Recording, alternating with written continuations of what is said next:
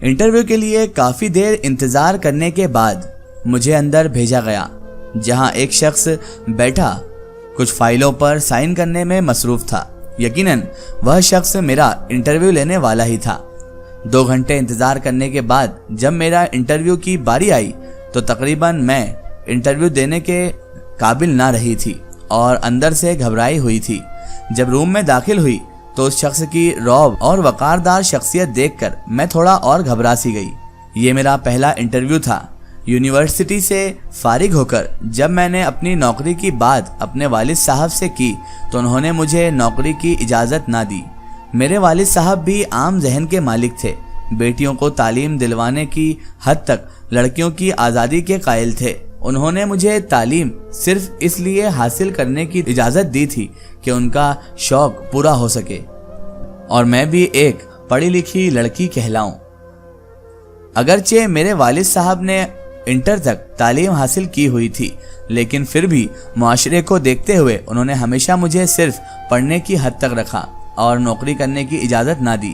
لیکن آج والد صاحب کے انتقال کے بعد میں پہلی بار کسی نوکری کی تلاش میں نکلی تھی۔ کسی اسکول سے منسلک ہو کر نوکری کرنا یہ میرے لیے زیادہ آسان تھا بنسبت کسی آفس جاب کے۔ جب میں آفس میں داخل ہوئی تو اس شخص نے اوپر سے نیچے تک بغور میرا جائزہ لیا اور اسی لمحے میں سہم سی گئی، کیونکہ عورت وہ نظر اچھی طرح پہچانتی ہے جو اس پہ غلط ڈالی جائے۔ خیر میں سامنے کھڑی کرسی پر بیٹھ گئی۔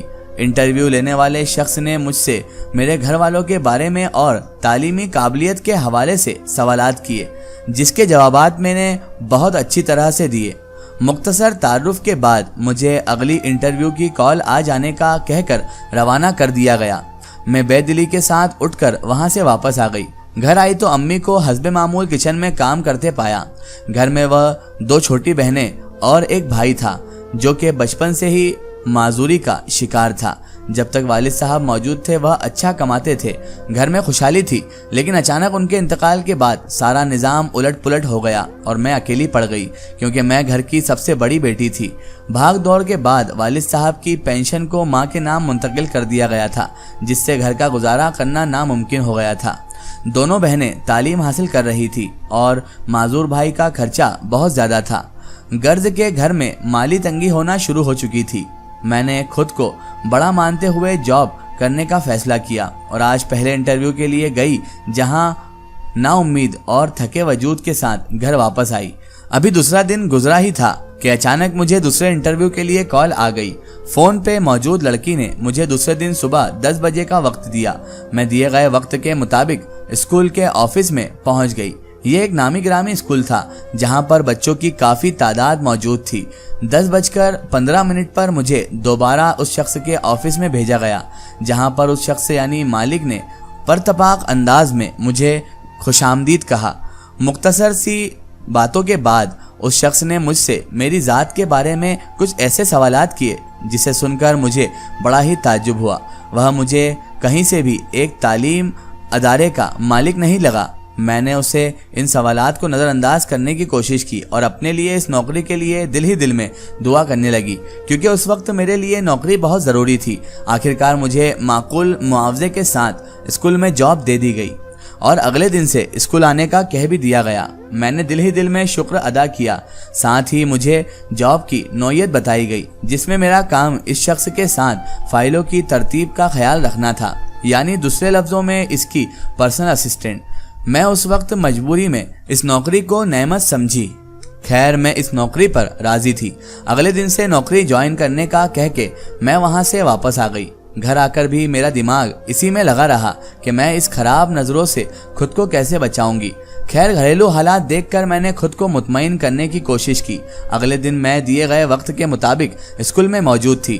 سر کے آنے کا وقت 9 بجے کا تھا اور ابھی 1 گھنٹہ باقی تھا۔ اسکول کا سٹاف مجھے عجیب نظروں سے دیکھ رہا تھا اور عجیب طریقے سے ہی مجھ سے مل بھی رہا تھا۔ میں ان لوگوں کا رویہ سمجھ نہ پائی۔ 9 بجے کے وقت سر کے آنے کے بعد مجھے آفس میں بلایا گیا اور آفس کا دروازہ بند کرنے کی ہدایت دی گئی۔ میں جھجکتے ہوئے دروازہ بند کر کے سامنے رکھی کرسی پر بیٹھ گئی اور ان کی ہدایت کی منتظر ہو گئی۔ اگلے ہی لمحے انہوں نے مجھے کسی فائل کو لانے کو کہا۔ میں اس فائل کو سامنے رکھی گئی فائلز میں تلاش کرنے لگی اور مطلوبہ فائل کے مل جانے پر انہیں دی۔ जिस पर उन्होंने निहायत आराम से ऐसे हाथ पकड़ा जैसे यहाँ कोई अनोखी बात नहीं है। उसके हाथ पकड़ते ही मेरा सारा जिस्म कांप सा गया। मैंने फौरन उससे हाथ छुड़ाया और कमरे से बाहर जाने लगी। उसने पीछे से मुझे वहीं रुक जाने का हुक्म दिया, जैसे मैं उसकी मुलाजमा नहीं बल्कि उसकी गुलाम हूँ। मैं डर के खामोशी से वहीं बैठ गई। मेरा वहाँ रुकना, शायद मेरा डर जाना मेरी कमज़ोरी बन गई और उसने मेरी कमज़ोरी को जांच लिया। फिर मेरे लिए पानी मंगवा के ऐसे बर्ताव किया जैसे कोई बात ना हुई हो।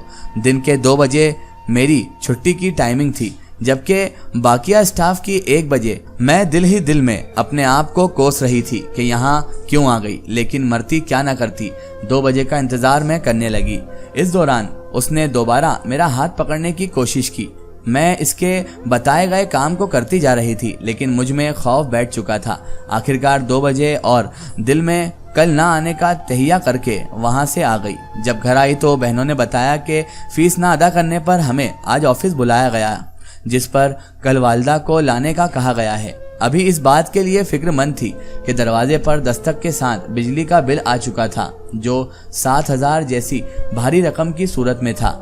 मैंने इस सूरत हाल पर अम्मी को परेशानी में देखा। ऐसे मसले तो अब हर महीने के थे। मैंने अम्मी को समझाया।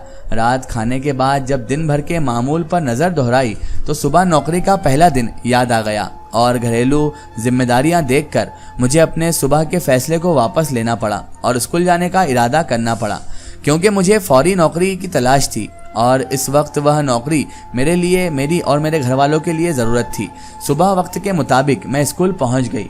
वहाँ का स्टाफ यकीनन अपने मालिक की हरकतों से अच्छी तरह वाकिफ था, जबकि मेरे इस नौकरी करने पर हैरत में था। मैं मामूली शक्ल और सूरत के साथ अच्छी शख्सियत भी रखती थी। शायद इसलिए हैरान थे कि मैं इन्हें वाज़ेह तौर पर नादान लग रही थी। सर के आते ही स्कूल में अलग सा सन्नाटा छा जाता था।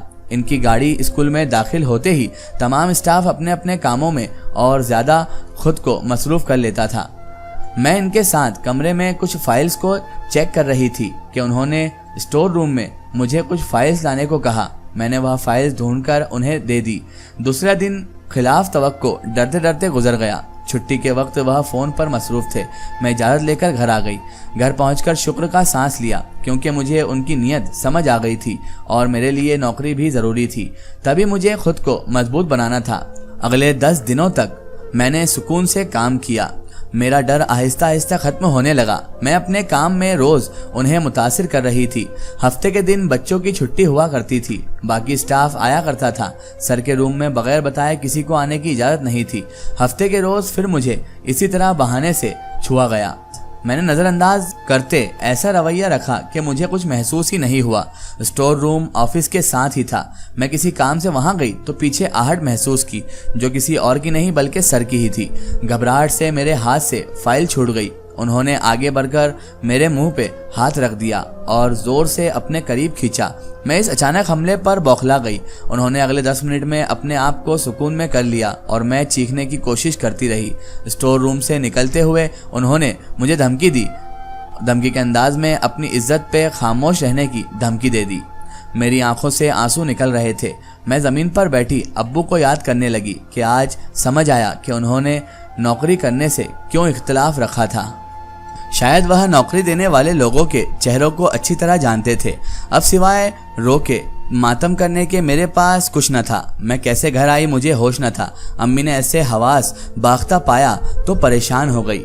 मैंने तबीयत खराब का बहाना किया और कमरे में चले गई। अपने आप से घिन आ रही थी। बाथरूम में शावर खोले में चीख चीख कर रोती रही। मेरा दर्द कम नहीं हो रहा था। मैं वजू करके अल्लाह के आगे रोती रही और न जाने कब आंख लग गई। अम्मी ने प्यार से उठाकर खाना खिलाया और सोने की हिदायत की, क्योंकि उन्होंने मुझे सुबह नौकरी पे भेजना था। मैंने खामोशी से आंखें मूंद ली और सुबह ना चाहते हुए स्कूल की दहलीज पर कदम रख दिया। और आज से मेरा वह दिन शुरू हो गया जिसमें मैं एक वक्त में 2 नौकरियां करने लगी, क्योंकि मुझ पर मेरे घर की जिम्मेदारियां थी। उस दिन से मैं एक जिंदा लाश बन चुकी थी और उसके बाद से रोज़ मेरे साथ वो होता रहा। 1 साल तक लगातार मैं उस खतरनाक नौकरी को करती रही और 1 साल बाद मैंने वहाँ से जॉब छोड़ दी। लेकिन उस वक्त मुझे ये समझ में आ गया कि नौकरी करना कोई आम बात नहीं है और मेरे अब्बा ने अच्छा हुआ मुझे शुरू